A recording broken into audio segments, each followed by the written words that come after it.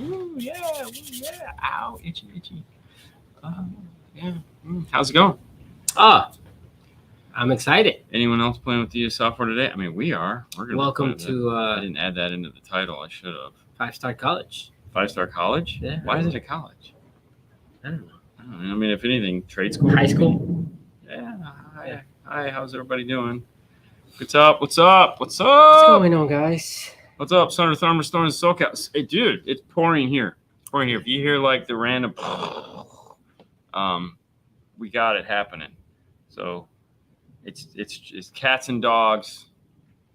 Yeah, the whole 9 yards. It's raining cats and dogs. Meow, roof, meow, roof, meow, roof. All right, so let's talk about Dean something has else. lost his mind. It's been all week, huh? Oh my god, dude! I swear to God, I know it's slipping slowly. That's Yeah. twice this week that It's like, where is the lady that dropped it off their car? Yeah, dude. I swear to God, that was today. I didn't. Yeah, I'm losing. So that my was mind. yesterday, and he's fighting it. No, I just went over. I was like, "What happened to the car with?" And he's like, "Dude, that was yesterday." And I was like, "Oh my God, my mind has just slipped." Yeah, So- we're losing Dean, guys. So if you're gonna ask your question, ask it now. Father's Day in Australia. Happy Father's Day down under. Hey, did you know? Not to Australian news. Somehow I caught this week is that in Australia, an overmajority of the population feel it's okay to cheat at self-checkout. So, like for example, like if you'll buy a fruit and you'll say it like it's a cheap onion, but it'll be an expensive like guava or something like that.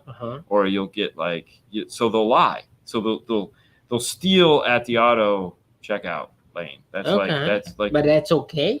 In their minds, it's okay.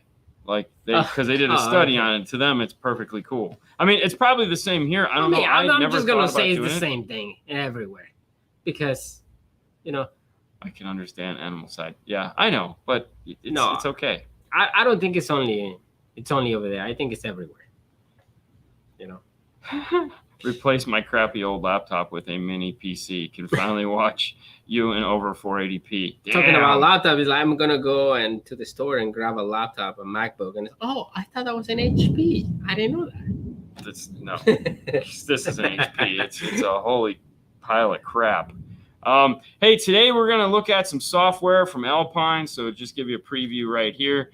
We're going to take a look at this stuff going right there. We'll give you a rundown on the basics. So if any of you are interested in the Alpine PXE0850X, it's a pretty substantial DSP.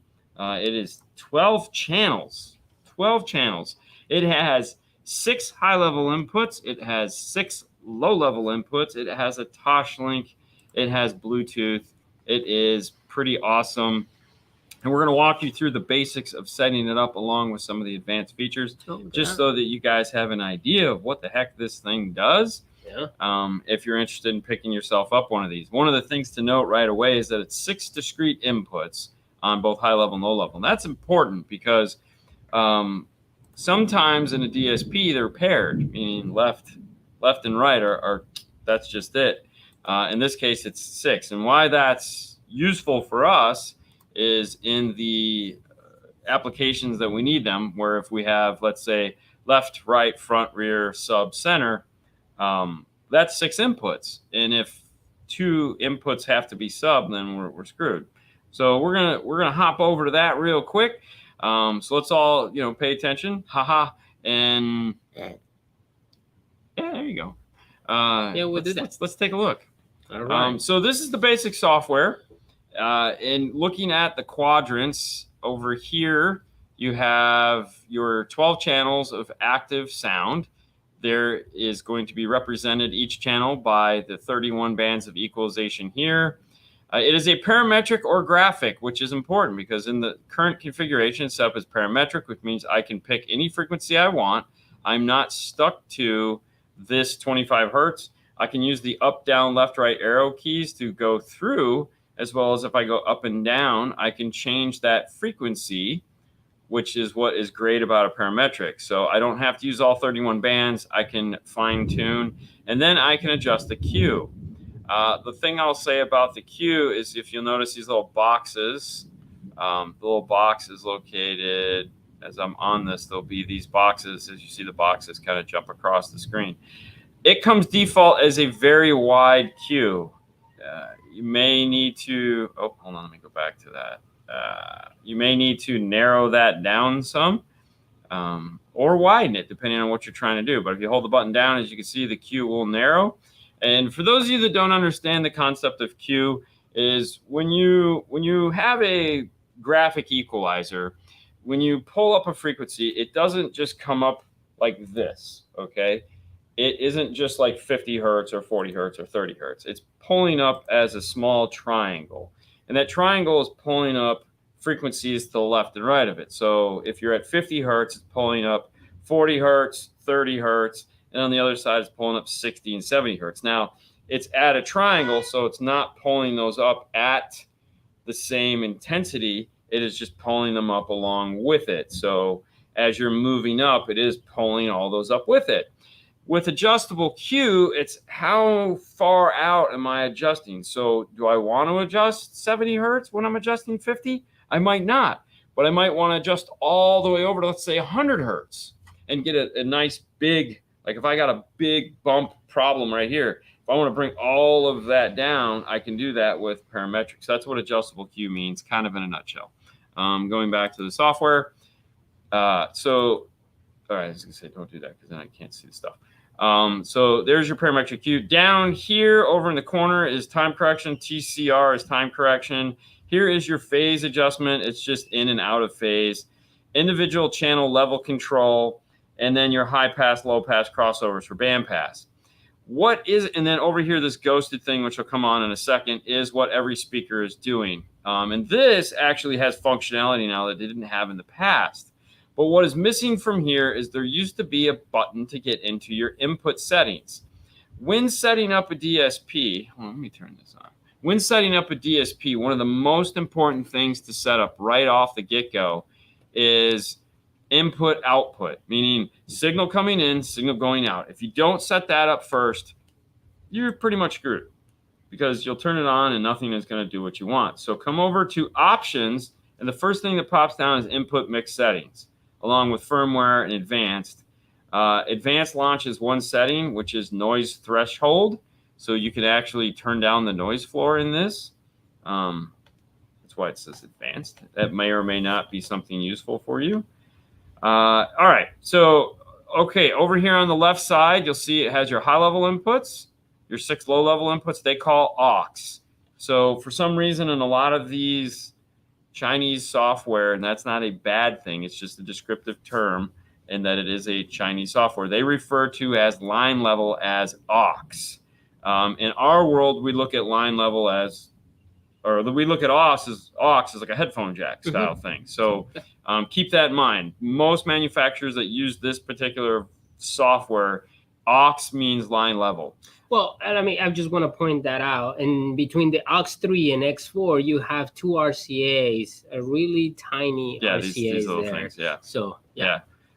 There's your SP diff, and there's your Bluetooth. Now, this does come with a Bluetooth dongle. I'm not a fan of it. It's there for 2 reasons. One, so that you can do Bluetooth. You can do all this on your phone. Good luck. It's also there for streaming. I got to be honest with you, most of the time when we put, I'm not going to lie, but when we put this in most cars, we leave the Bluetooth dongle in the box. Yeah. We don't even bother to plug it in. To us, it's always been kind of useless. Also, if this comes with a DRC controller, you also do not have to plug that in either. So in a lot of the applications we're putting this in, we don't need it. So we leave it in the box as well. So, but if you're like, oh man, do I need to plug it in? Will it function properly? Yes, it'll function totally properly. If you're not wanting to do main volume control, subwoofer volume control, if you're going to do that externally, you don't need to plug it in. If you're going to, plug it in, whatever works for you. We've had people ask for both. Some people don't want it. Some people do want it. All right, across the bottom, you'll see your RCAs. These are going to be starting. Now, this is where it gets fun, because if you notice right here, it says 1 and 2, and then over here it says 12. So the picture here on the bottom is backwards, to the actual channels. What it's just showing you is that these across the bottom are your 12 RCA outputs. So pay no attention to the picture. It is just there, just like this has a little speaker, this has a little RCA, same basic diagram. Whatever is on high level 1, so what we'll do is we'll set this up for a Honda Accord with a premium audio system, meaning 1 and 2 are going to be tweeters, 3 and 4 are going to be mid-bass, and these are all front. 5 will be center, 6 will be sub. And how we're going to run this is we're going to keep the output very simple in that we're just going to do a front stage upgrade with center and sub. We're not going to worry about the rears because that'll make this way too difficult. So first things first, with this particular DSP, it has 8 channels of 25 watts by 4 built into it, which is great. That's why we like to use this in the Hondas, because we'll use 4 of the channels to actively power the rear and 1 of the channels to power the center channel, because you just need to retain the center channel for Bluetooth and navigation prompts, as well as CarPlay and Android Auto. As far as mixing it into the system, it really doesn't do much for the overall sound. Now you're talking about mixing. That this one has it does not have an up mixer. It does not have an up mixer. No, it does. It's cool, but it's that this software, meaning this Chinese software, does not have up mixers or effects or anything like that. It is just a really solid DSP software that a lot of manufacturers use. Yeah. And that's kind of why we're highlighting this, because each one of them does a little bit different. But if you can wrap your head around this basic concept, there's like 10 DSP manufacturers right away that you're just like, I know how to use that, because it's all the same. Yeah. So first things first, high level 1, we want for RCA 1. So we're going to make that 100%. This will be our front tweeter, not 1,000. And then RCA 2, which is going to be our tweeter, we'll make that also 100%. Now RCA 3 is going to, so those are our 2 channels. 1 and 2 RCA outputs are going to our tweeters. Channel RCAs 3 and 4 are going to be our front mid bass. So that means we'll come back to 3 and 4, and we'll make that. Let me highlight here. You can actually do it one by one. Now, this is fun to, you got to go slow. Yeah. And then do the same here. Channel 5 is going to be our center channel. So we'll put that. That'll be the 25 watts built into it. Channel 6 is going to be nothing, because now, even though the inputs are discrete, the outputs, we could make this output anything. Like we could make it anything we want, but for this case, because we're using the amplifier section, we leave 6 open, and we're going to go all the way out here to 11 and 12. These are going to be our subwoofer outputs. The reason they're going to be our subwoofer outputs is because the subwoofer volume control only recognizes these 2 channels as sub, meaning so when you're doing the knob, it only controls these 2 channels. So that means we'll take 6 and we'll go to 11 and make that 100%. Not 1,000, and we'll go to 12 and we'll make that 100%. So that means that those channels are now. So what we're looking at is going channel high level 1, tweeter, 2, tweeter, 3, mid, center, and all the way off to the side is going to be sub. And all the channels in between, we're not going to be using for this current configuration. And that's it. That's all we have to do for that. So we can close this, hit the X here. Now, I'm a big fan of saving, so I would hit save, and I would go to preset 1. I'd press and hold that. It's going to say unit not detected because there isn't one plugged into it, but if there was a unit detected, you could then label it and save that out. And then you could also come into File, and if you select Save to PC, that will store this also into the PC. So those 2 saves just took care of putting, so the first one moved this information and burned it into the actual unit. The second one made you a copy onto your desktop, which is kind of what you want. Now that we have the inputs configured to the outputs, we have to set up what these are going to be. So we can either leave this at it's set for null right now. If we come over here and we do turn on the high pass, Hi, Mom. It's not going to turn on. Why isn't it turning on? That's because we just have it as null, which is null means off. So we'll select null and we'll go front. And we'll say treble. Okay. And that'll set up both left and right, 1 and 2 as tweeter. And if you see in the bottom, you just turn on. Yeah, just turn on, and it also set up a generic crossover setting. So we'll select front also, and we'll select mid bass. And then 5 is going to be center, and we have a mid-range center in there, so we'll just do that. And it didn't set up anything for 6, which is we're going to leave it at null, and then we'll come down here to subwoofer, and we'll select subwoofer, and we'll select. Oh, hold on. Let's go back. Sorry, my bad. Subwoofer left, and it'll do subwoofer right. Now, if you only have a mono amplifier, if you just want to set 11 up as subwoofer or 12 up as subwoofer, you can. Typically, what I'll do is just because most subwoofer amplifiers have a left and right input, we'll typically run both RCAs just because it works. But if we don't need to, we don't. And now if we go through this real quick, we can see we have generic crossovers set up. And we don't want those. Come down here, we have a Linkwix Riley. Sorry, Fernando needs a power plug plugged in. Sorry, guys. I know. It wasn't like we were sitting here for 20 minutes before the show came on. What the hell, man? So we have Linkwix Riley set up. Continue. And we're like, at 5,000 hertz, at 12 dB. Kind of strange, but whatever. We're going to switch that to 24, and then we're going to switch this to 3,200. As a generic setting for this particular speaker. And oh crap, that didn't set both. It only selected the one I set it on. If we select sync, which is a good thing to do, and it's going to say copy from left to right, we'll say okay. Now what that done is that has just synced both of our channels together. So as you can see, it highlighted channel 1 and 2 together. This is great to do when setting up crossovers because now we can just come over here and we have a high pass filter. We'll keep the Linkwix. We'll change it to 24. We'll put this at 80. And then we'll match this up to what we did for the tweeter. There again, 24, 32. Enter. And then we'll come down to 11 and 12. They're both joined up. And this is where I'm going to, maybe play with this a little bit or turn off this. This is the subsonic filter. I'm just going to turn that off for now. And I'm going to set this to 80. Now, you don't have to leave it at 80. And it's got it at 48. That's ridiculous. Yeah. So we'll see that's a little bit smoother of a bass roll in. That's the one nice thing, too, that like these DSPs do is they give you a really good graphical representation.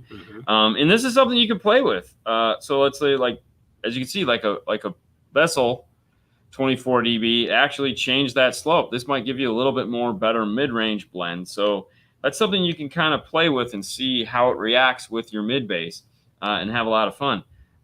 Sometimes, a Butterworth 12 dB might look a little better too. So it just depends. We're gonna leave it like that because it's not important for what we're doing. But now we need to move this out of the way.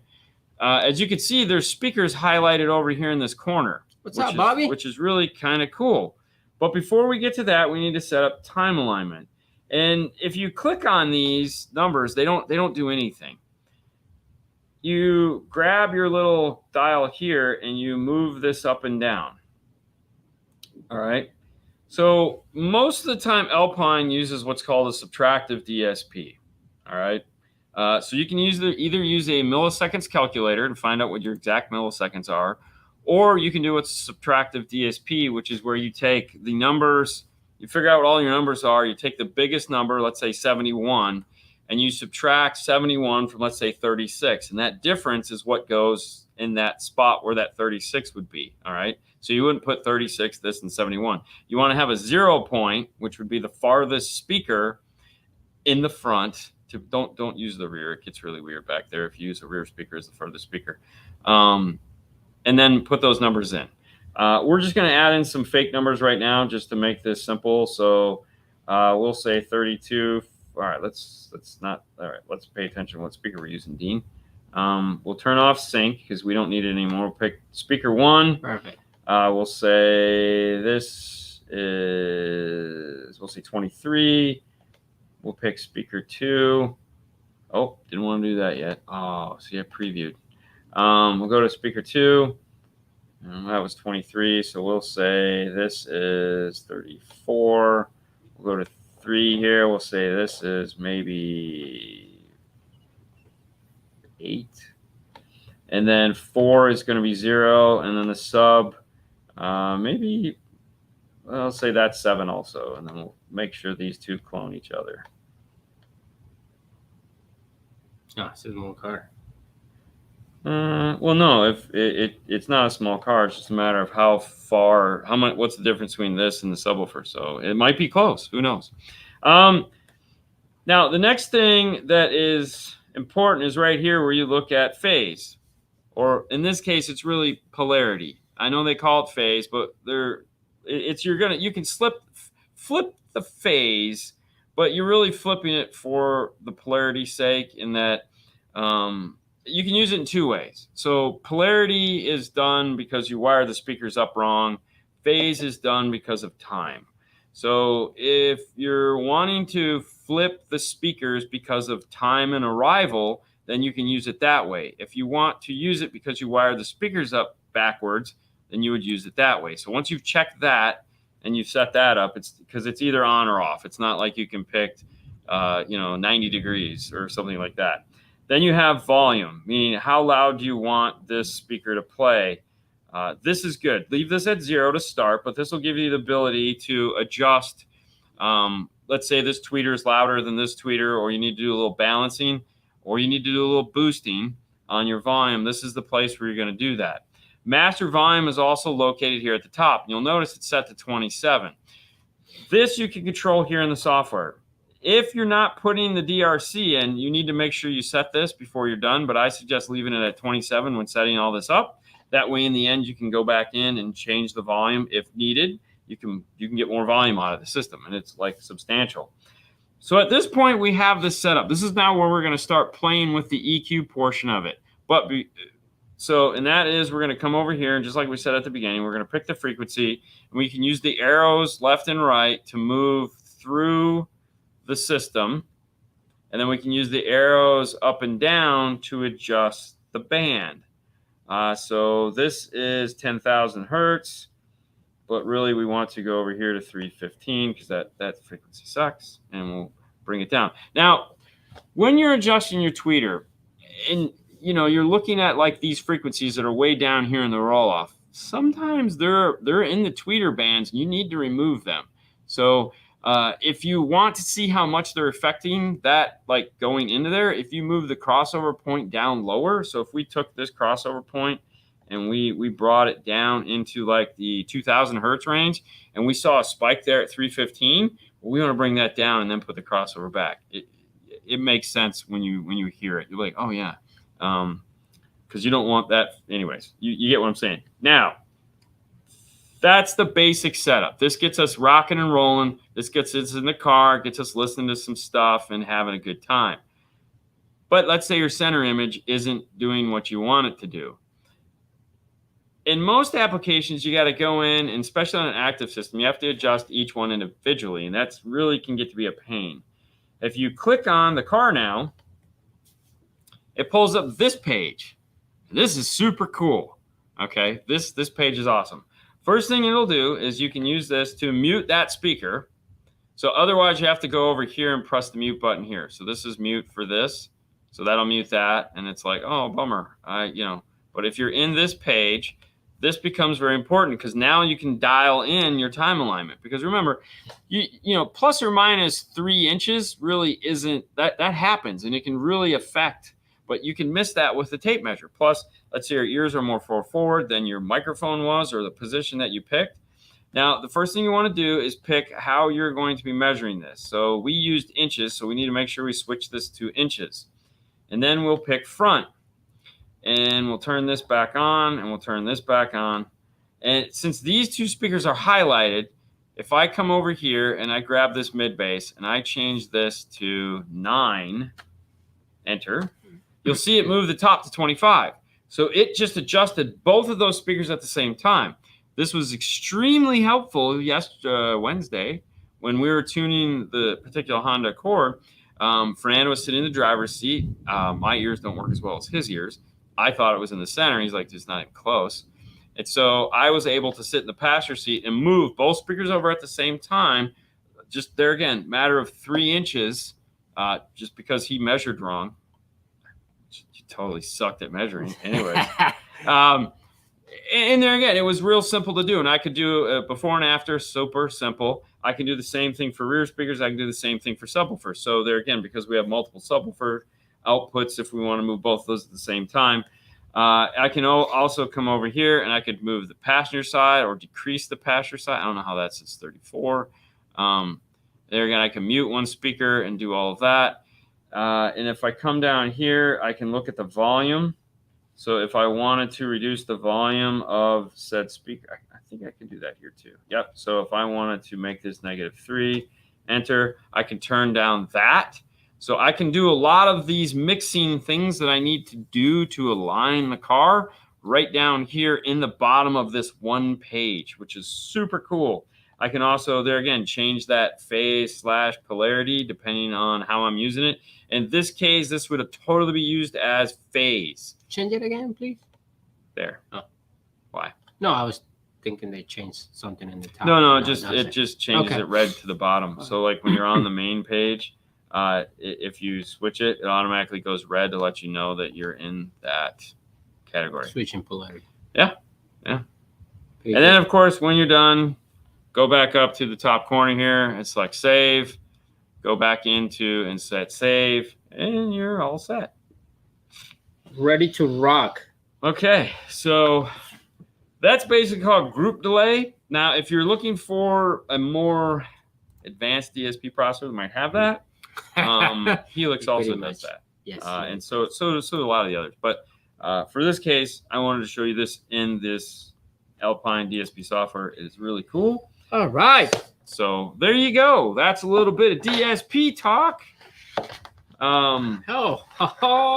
I tell you what, while I go get a drink, why don't we switch to your laptop and we'll play a little commercial. All right. And so then we'll hit to answer now that questions. you say that, hi guys. Is there any way you can watch frequencies? Yep. Yes. All right. So let's go over to here. Let me know when you're ready. And go. Hold on. Yep. Yeah. All right. So let's go here. Let me know when you're ready. And go. Hold on. Yep. Yeah. All right. So let's go here. Let me know when you're ready. Yep. All right. So let's go here. Let me know when you're ready. Ooh, boom. All right. So the question was. Yep. All right. So Turn it off. turn what off? Yours? My laptop. Yeah. Oh. Yeah. You're off. All right. So the question was what now? No. That was it. That was the question. All right. So the question is this. Oh, that's the second question. Well, no, but I want to kind of answer that question because how do you check frequencies coming out of an amplifier? Yes, That's how? going to be through an RTA. So That's your what real-time we're doing. analyzer, which, like you just saw, that's the DMR. That's the IRTA. Yeah.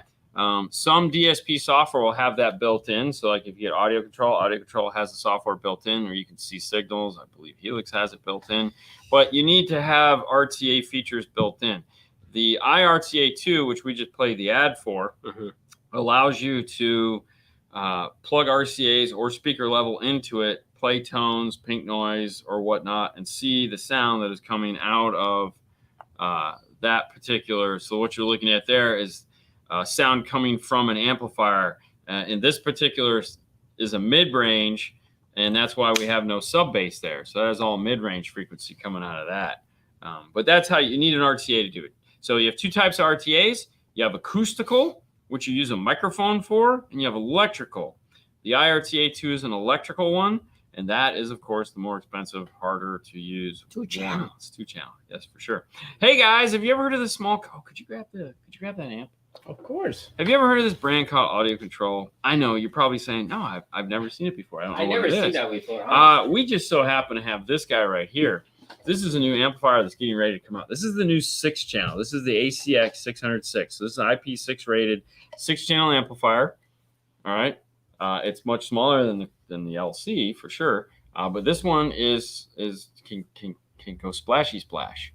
Very. So this is the new. They have three new amplifiers in this series coming out. They already have 2. They already have the 300s that are currently out, and they have 3 new 600s coming out. 600x1, 600x5, and a 600x6. We happen to have this one because we're going to do some fun with it. This is a prototype. They get it back, though. We don't get to keep it. Kind of bummer. It's even missing screws. Well, that's what they think. No, they're going to get this one back. I mean, unless they, yeah. So, hey, check them out at audiocontrol.com. And moving on. Making good sound great. All right. That's right. So, all right. So, first question. Question number 1 is, I want to do a 6-channel active components setup for my fronts and for the rears. I was going to run 2 channels. I am considering getting 2 amplifiers for the mids and highs. The front woofer will be 100 watts. Should I run you to? Should what I wattage run? Should I run? Yeah. U-tweeters, a 3.5 woofer, and I feel 100 watts is too much power. So here's the reality of it. If you ever look at the power band output when playing music out of an amplifier, you're not getting 100 watts to your tweeters. You're definitely not getting 100 watts to your mid-range. Okay, that's just once you actively cross them over, it's not going to happen. If you look at a tweeter's tinsel leads, they're microscopic. That's just because they're playing a very small frequency band. Tweeters, although they say handle a ton of wattage, they really only handle like a couple watts.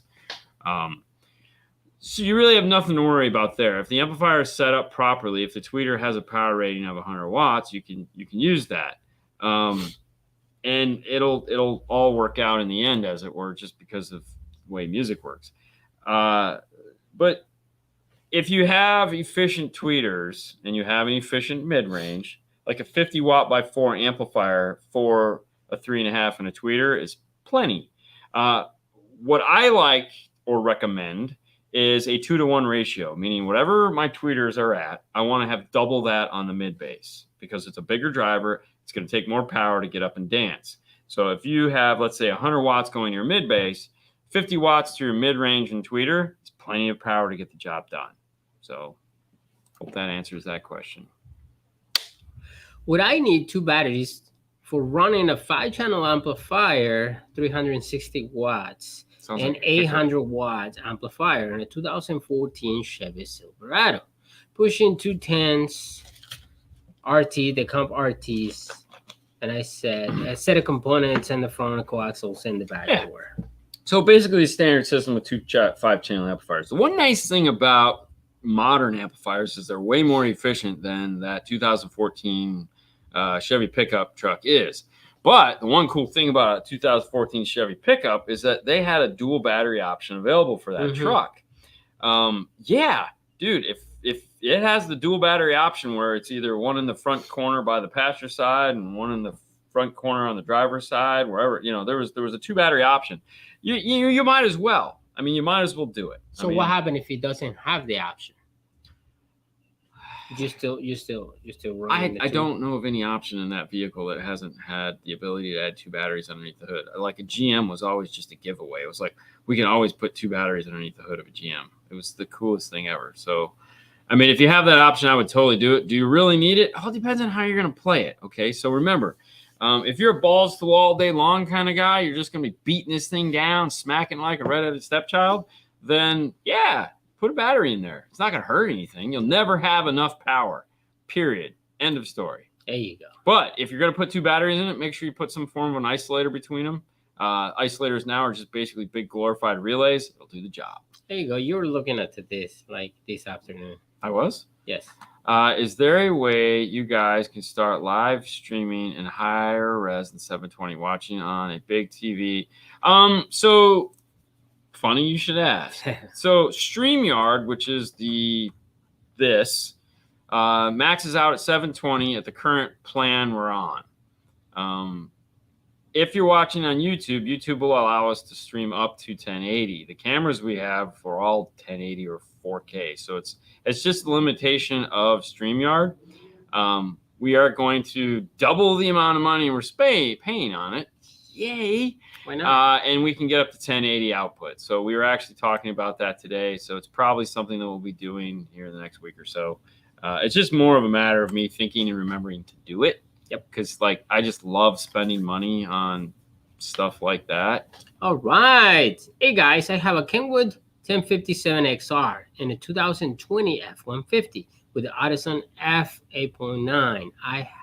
Have you ever had noise problems using Maestro RR? I'm having problems with noise even after killing the trunk. All right. So first things first, the Maestro RR is not causing your noise. Okay, so get that out of your head. The RR has nothing to do with the audio at all. RR is strictly data. Okay, there's no audio passing through an RR. That's one of the things that makes RR different from everybody else. Is a lot of the other manufacturers, the audio passes through them to create chimes and stuff like that. RR's chimes are all done through a separate speaker if needed. So there's no audio period that can be affected by the RR.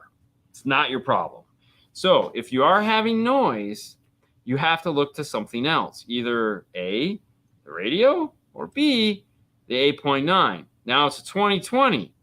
Where'd you ground it? That would be my first thing. Did you go directly to the battery for power and ground on everything? Everything? Something to think about, because more than likely that's probably the noise issue. It's an aluminum car.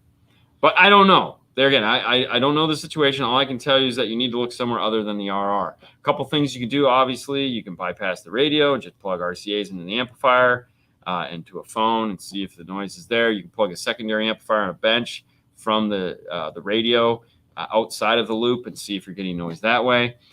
Plus, it just depends on what kind of noise you're getting. That's also important. And when you have noise after shutting the problems with noise, even after killing the truck, does that mean with the audio system on or the audio system off? Just because you're turning the truck off, is the amp staying on? Why is the amp staying on? The amp shouldn't stay on because in this configuration, 8.9 should be hooked up and set for remote turn on in the software and not signal sense. Mm-hmm. So that could also be something set up wrong. The other thing too is that you got to keep in mind the 1057 has RCA output. If you're using the RCA output, you have to make sure you configure the 8.9 for line level inputs to high level input. So there is some configuration things between those two that you have to make sure you have right. I now live in Brunswick, Georgia. Is there anyone near me who would recommend to do stereo install on a 2014 F-150 FX4? Don't want to drive 5 hours to come see you. Totally understand. However, Georgia is a big place. What's Biscuit's place? Traffic jams. Traffic jams. Yep. Because all our other friends moved. But yeah, check out Traffic Jams. It's somewhere in Georgia. You sure I do. Where's my Boring Life videos, Dean? I think that should say, where's my Boring Life videos? Haley. She's supposed to be the editor now. So I'm working on it, man. That's my plan this weekend, is to at least start digging through it so that she can maybe finish it up. What's the most underrated audio brand in history, in your opinion? Oh, wow.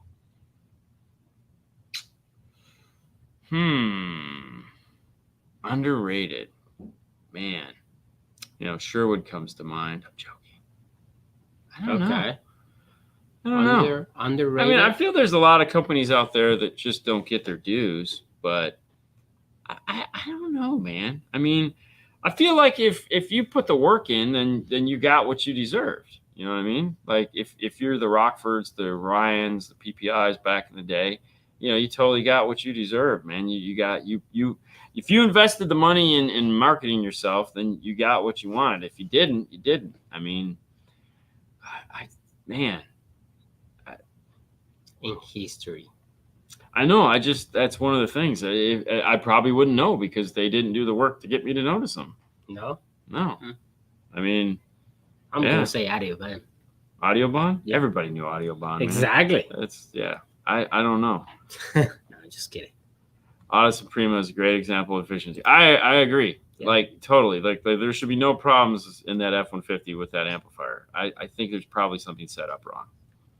Yeah, it's got to be. Because that amp should just kill it in that truck. Yeah. Rating tweeters like amps. The manufacturer can say the tweeter can handle 500 watts RMS when it's really getting 10 watts. If that, 100%. It might not get you 10 watts. So, hey guys, would you recommend to double the power on a subwoofer to compensate for impedance rise when listening to music? I mean, are we talking like if I have a woofer rated at 500 hertz and I put a 1,000 watt amp on it? No, I would never do that. No, because heat is heat, man. You're gonna burn the voice coil. I mean, prime example of that is, and it's happened every time when Alpine put 1,000 watts on the R type, so people go and buy a 1,000 watt amp. It's a 500 watt woofer. They put 1,000 watts on it. They blow it every time. Every freaking time. And some dude would come in, I bought it off the internet and I did what they said. And I was like, no, you didn't. You put 1,000 watts on a 500 watt subwoofer. Well, it said peak power. No, bro. No. Because you also got to remember the amplifier is doing strange things too. So who knows how much power the amplifier is putting out at that specific time. How do you feel a set of Focal ES 100 KS on a 1 and 2, and a pair of ISU 200s on 3 and 4, all front stage? How would you? Okay, you're killing me here. Proofread it and want you change. Thanks, guys. How do you feel a set of Focal? Right now, I feel like I'm getting a headache. ES. Come on, Scott. On channel 1 and 2, a pair of ESU on channel 3 and 4. Okay. All for front stage. All for front stage. I mean, the amplifier is solid for sure. You know. I mean, we've used plenty of 513s as front stage only. Like that's kind of one of the go-to things we do. So yeah. I don't see any reason. I don't see any fault with that. No. No. Why would that be a bad thing? I just want to see what is it. Is you? I need sleep. That's a 4-inch component set. I think it's like 6.5. No, ESU 10. No, that's like one. It's an ESU 100K. There's no 6.5. No. I'm talking about the other ones. No, the 200. 200s. No, that's not a pair of 6.5. That's right there. So dude, it's literally right there. There. That's a pair of 6.5. Yeah. Why would you do that? Well, okay, so is that what like are we trying to do? I mean, are we going to use the 6.5 as a mid bass only, and not use the tweeter? Pull up the 100s. I want to see. I think the 100s are.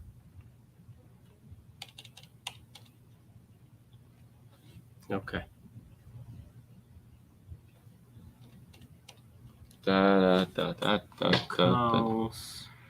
Yes.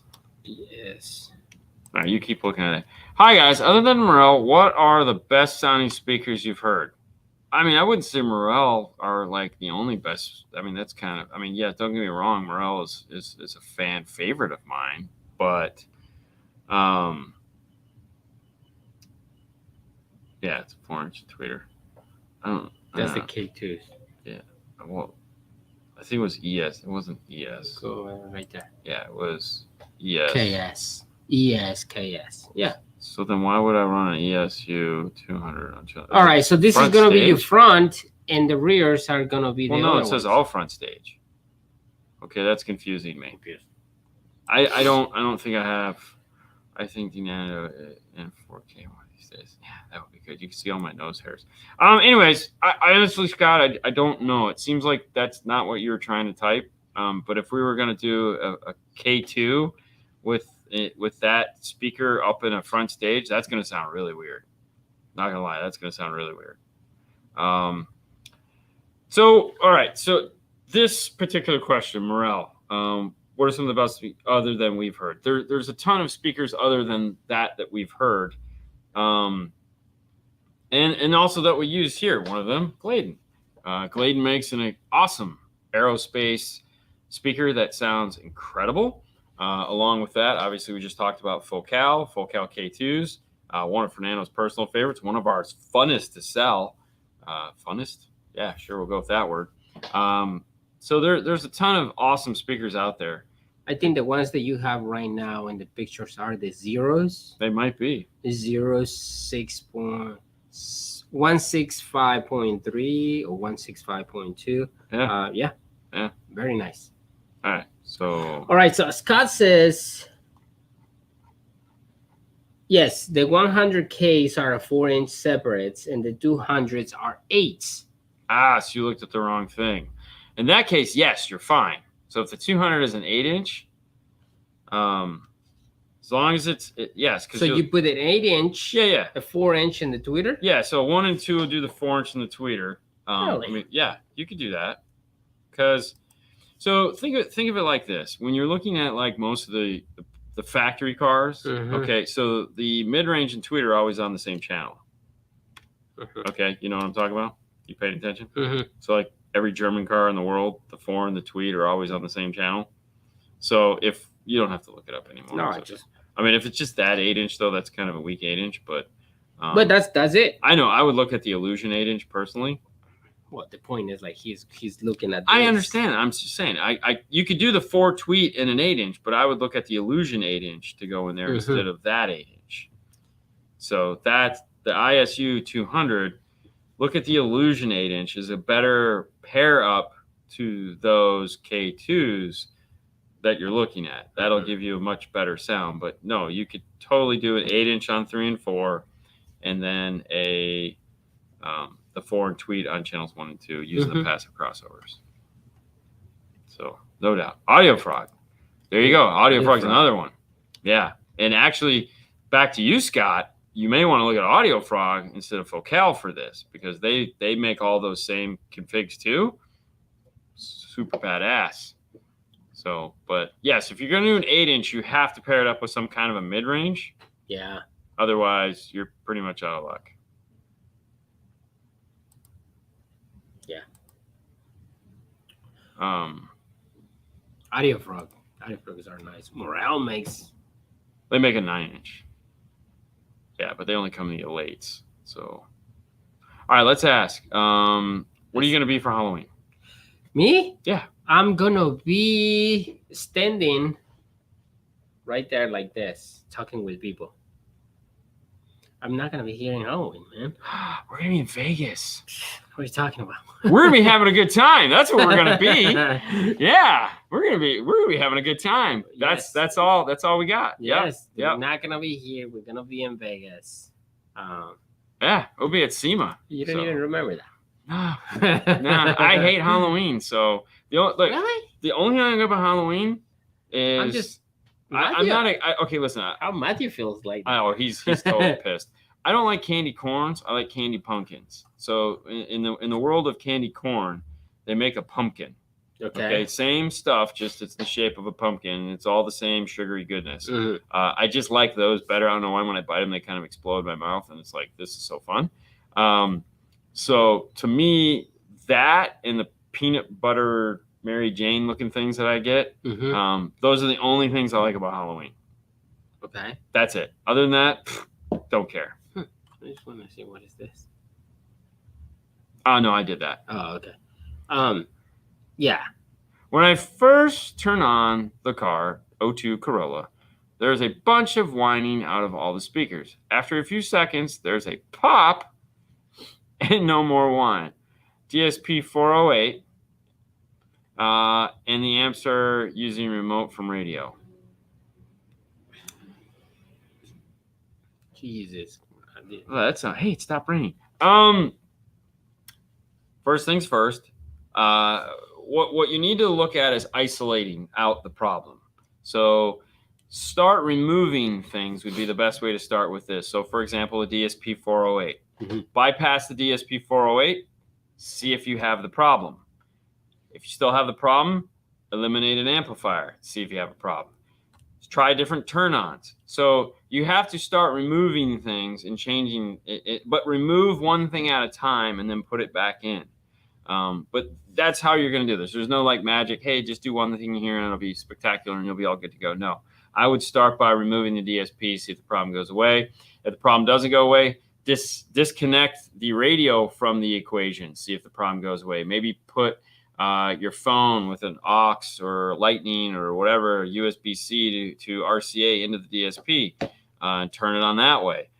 Jump the remote turn on, use the DSPs to turn on the amplifiers. That could be a problem there, is that the DSP and everything's not turning on properly and you're just getting feedback from that. So yes, it's there. You just got to find it. All right. Are you for or against rear fill if you have a 3-piece front stage? Dude, I had that question today. Yeah. I'm putting rear fill in. I don't care. You gotta have rear fill. Okay. You don't have to. You can if you want. It's entirely up to you. Yeah. The thing of it is it's. I'm not against rear fill. No. I just feel like, you know. You haven't had it in your car for so long just because we built it that way. But still, like, I mean, you know, if you have a good 3-way piece in the front, it's like, yes, put something in the back. You know, it's just. And there again, the only time, like when we're adjusting in rear fill, not that big. it's more or less, it's us going, it's me going to him. Okay, tell me when you hear it. And he's literally has his ear towards the speaker, just like this. Yeah, and he's sitting like this, and he goes, when he goes, I can hear it. I'll turn it down a hair. But what it does is it just kind of completes the bubble. Yeah, it just kind of completes the bubble. It's nice, believe me, it's nice. It just. And as Jeff said, man, I'm selling 2 more speakers and an amplifier. 100%. All right, and there's going. Rey Mysterio. D's going as Charlie Brown. I'd rather be Linus. I gotta be honest with you. I'll be Linus. I don't want to be Charlie Brown. Really? Yeah, you know. I want to sit in the pumpkin patch all night with Lucy. Ooh, Lucy. You know, Lucy ain't ever going to leave the same. Have a Rockford Fosgate T400 amp coming out of a DM608 into this amp. What wires do you use to make the connection? All of them. What do you mean? I mean, so a DM608 is a DSP that has a power ground and remote in. It also has a remote out. So you're going to remote out into the Rockford Fosgate 400, which is the 4-channel, I'm assuming. And then you have to decide what 4 channels from the DM608 you'd like to plug into it. Do you want to use channels 1 through 4 or whatever? Depending on what you're wanting it to do, you're going to plug in those channels. Then you're going to go into the software of the DM608 and set up those channels to do what it is you want the 400 to do. So if you're using it as front and rear, you could use channels 1 through 4, set it up in the software as front, rear, set your crossover. If you're going to use it up as tweeter mid-range, there again, you can still use those same 1 through 4 inputs, and you're just going to, that's it. RCA's out, so you'll need 4 RCAs and a remote turn on. And of course, you're going to need power and ground for both the amplifier and the DM608. All right. To get the desired cue. Yeah. You first look the frequency you want to adjust. Then, for example, 1000 hertz, see what frequency. To the left is 3 dB. Yep. Up or down, let's say 850 then. Wait. What am I waiting for? Is this I think is the same. Look at the right, say 1.2, subtract. 1200. 850. And then divide. Okay. Or okay, I have an RTA playing in the car with pink noise, and I look at the frequency I'm trying to adjust, and as I adjust it and adjust the cue, I get the effect that I want. So there's always math. It's always a math, of course. There's always math. There's always math. Yeah, but that's good. Yeah, very good. Hey y'all, play with the new Diamond Audio DSP. Funny you should ask. We just no, but yes. And guess what software it uses? Okay, yes or no? Guess what software it uses? The one that we just showed. Yeah, very similar. Yes. No way. Yeah, I know, it's crazy. Really? No, all right. We did talk to them when we were in Vegas or in Dallas. Yes. Supposedly, we're going to get our hands on some of them here in the future. Yeah. They said that this is the second time they said that to us, though. So we'll kind of see how that plays out. Say hola to Eddie. Hola. Remember Hola, Eddie? Eduardo. Yeah. Oh, very Oh, nice. yeah, as good as it gets, man. As good Yeah. as it gets. Hey, Dean, I've been watching you guys for the past year, and what I've learned is a 6.5 speaker rated at 100 watts RMS will only do that at 80 hertz. At 45 or 60 hertz, it will do less watts. Correct. That's the only thing you've learned in a year, though. I feel kind of bad. Yeah. But okay, so what he's getting at is we're looking at Thank you, buddy. power band, crossover. If your speaker, if for some miraculous reason you're playing 100 watts to a speaker and you cross it over at 80 hertz at 12 dB per octave, down from 80 hertz is 160. At 160, you're going to be 12. It's 12 dB down, so you're going to be less power, and then 12 dB down from that as the next octave, will be less power there. So that's the whole purpose of an EQ is by reducing power it reduces power at a specific frequency. I mean, probably you can make that as complicated as you want, but it also depends. There's a lot that goes into this, but yeah, I mean, for more or less, that's a good way to sum it up.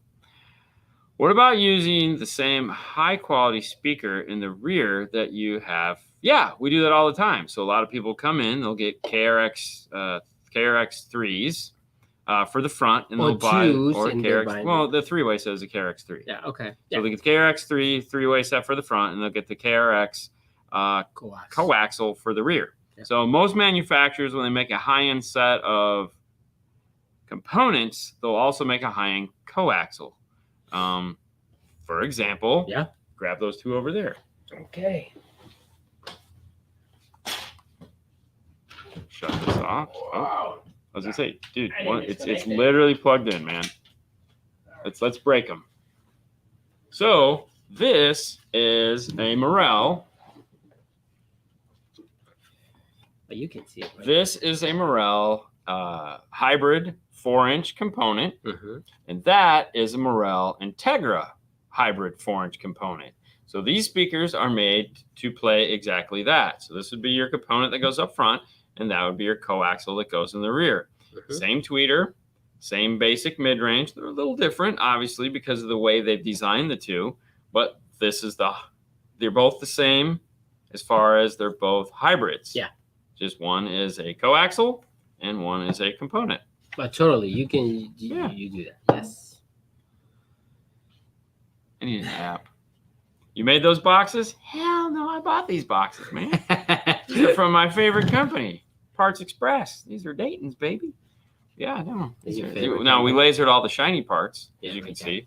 Yeah, so that's all shiny laser jet stuff. Yeah, pretty cool. Very nice. I almost break it. Yeah. Again. Whoa. Stop. Does it damage your subwoofer played at full volume with trunk open? I cringe when I see people doing that. It can, because if you're using your trunk to load the subwoofer and you're taking the back pressure off of the driver, yeah, I'm not a fan of doing that. Yeah. So yeah, no, it's yeah, I always tell them to keep their trunk closed. But I mean, hey, will it damage it? I don't think listen, I've watched Steve Mead take woofers and just sit there and put 1,000 watts to them and watch them just sit there and do this all day long. So yeah, it just depends on the speaker you're using. Yeah, pretty much. Stop right there. Let's go for it. Oh no, he said. Stop teasing me with those hybrids. I want those for the front stage, my F-150. Those hybrids, 6.5s. You will love those. Okay. Hi guys, Alpine ILX 509 going to Rockford 4-channel, Rockford power components running bi-amp. Do I set amp crossover to high pass using radio? We probably wouldn't. We'd probably just use the crossover on the amplifier. So, but you can use either one. It'll accomplish the same thing. So if it's all you and you know what you're doing, meaning that you're not going to screw with the numbers in the radio and the dash, just use the radio and the dash. But either one will do the job. So the nice thing about using the ones in the radio is that you can get more precise than you can with the ones on the amplifier. All right. Well, is it time to go? Time to go, man. Oh, good. Yes. I'm tired, man. I just want to go to bed. All right. All right, guys. Listen. Thank you so much for watching tonight. If you're interested in picking up that cool IRTA2, so that you too could see the frequencies coming out of your speaker wires, you can find it at D&F Tool Drawer. That is D&F Tool Drawer. You can also find all the cool tools that we use for doing installation. If you'd like to pick up some swag, that's dnfswag.com. And that's the show for you guys. Monday is a holiday here in the United States, so we will not be here. I'll be sleeping. I'm literally still trying to recoup from Dallas, so that's my plan for the weekend. Yeah. Do you have any plans? No.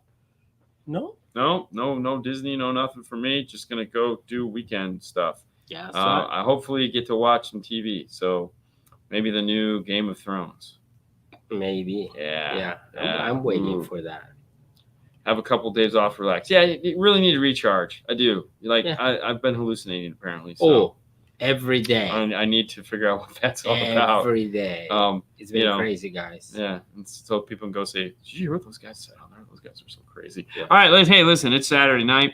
That means a couple things. One, you can go do fun things. But if you're going to do fun things, be safe, please, for the love of God. Make it back home alive. Call a friend. Call a cab.